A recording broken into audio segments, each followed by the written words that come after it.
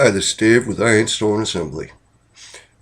Pardon my voice, I'm trying to quit smoking. I'm getting over a little head clearing. Nice to talk to you guys today. I want to talk about hydrogen. Hydrogen gas, HHO, Brown's gas, Fukishima, GMO, Monsanto, aquaponics, Stirling engine, and if I get a minute, I got a comment about our president. Anyway, let's get to the beginning of things. Really, it all begins with a glass of water. It does. Because if we take that very same water, actually it should be distilled, but still, it's water. Take that very same water and introduce it into a fuel cell, which is simply a collection of flat plates. Apply electricity. The result is HHO, hydrogen oxygen gas. Boof, explosive. It's pretty good stuff. I know. I got the bright idea a few weeks back to light it up without a backflash arrest. Boom! I had quite a little explosion, but luckily I was being careful, except for the lighter. Never mix beer and hydrogen, by the way. So anyway, you convert the water to hydrogen. It's a pretty efficient process. The numbers are out there. You can multiply the voltage times the amps to get the watts all day long. It's an efficient process. I just can't believe it took so long for the world to pick up on it. And what's really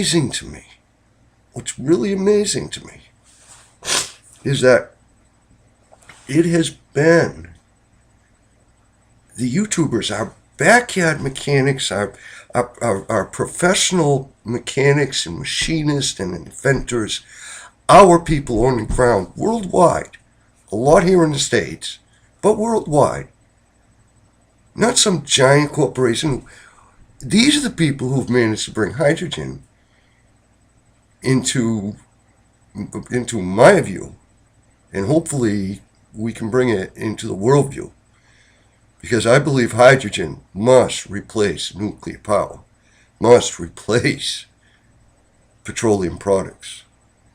It's recycling at its best. You can't destroy a hydrogen molecule atom. You just can't do it. You take it apart, nature's going to put them right back together again as soon as we're done using them. So what? It's a beautiful system. Symbiotic. So, assemble the plates, make the fuel cell, introduce the water, introduce the electricity. Out comes the HHO, the Brown's gas, the hydroxy. Now that can go off to do many different jobs for us. I'm only going to deal with 2 or 3 here.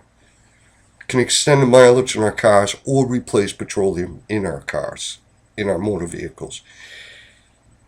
It can be used as a fuel additive in our boiler systems in our homes. I'm not exactly sure the science that goes into mixing them with different gases. I do know for a fact it mixes very well with heating oil. And the next is they have these standalone hydrogen units,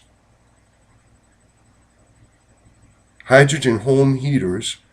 They're heating 1,500 square feet with these things. Beautiful little box. It's pricey still. That's a product I'm looking into making. I want to make sure that I'm not on the wrong side of somebody's design before I start offering it to people here in Maine.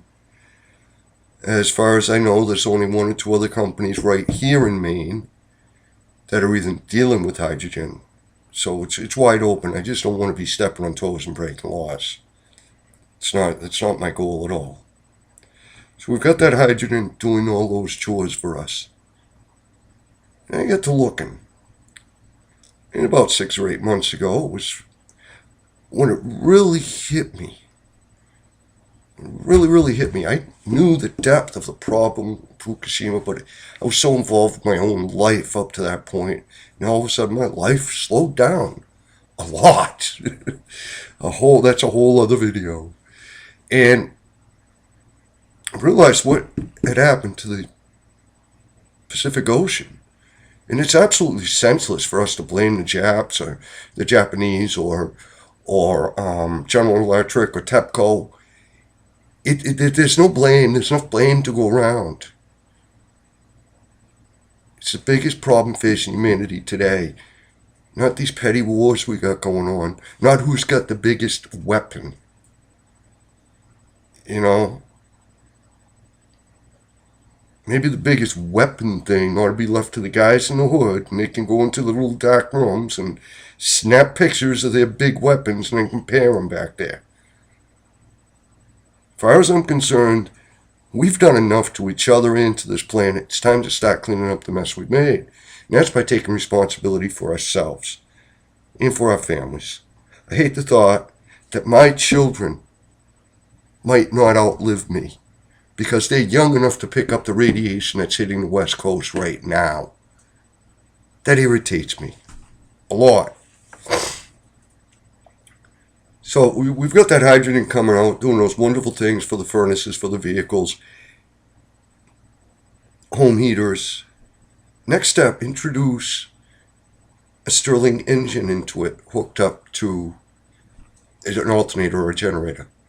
It's an easy step. Stirling engine's proven technology, $399 or so for a decent producing, power producing Stirling. And now you can power your own home. You can heat it, you can power it. But those are only 2 steps.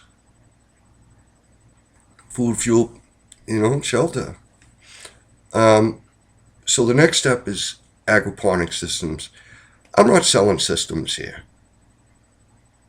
Okay? I want to build them and sell them. But I'm not selling for anybody. I'm not a paid shill at this point. I want to learn how to build these things, be able to custom build them per people's needs in their homes. But it's the whole science that goes into it, and the need, the sociological need, the reason that I'm learning this. I mean, I'm out of work, that's fine. But our world demands change, and it just seems to be a good time for me to face up to that change. I'd like a lot more people to start recognizing hydrogen power, hydrogen fuel, and quite frankly, take your head out of your butt or out of the sand. Wake up. We have a lot of work to do, folks. Well, don't eat any tuna. And be putting out another video. This is Dave with Ironstone Assembly.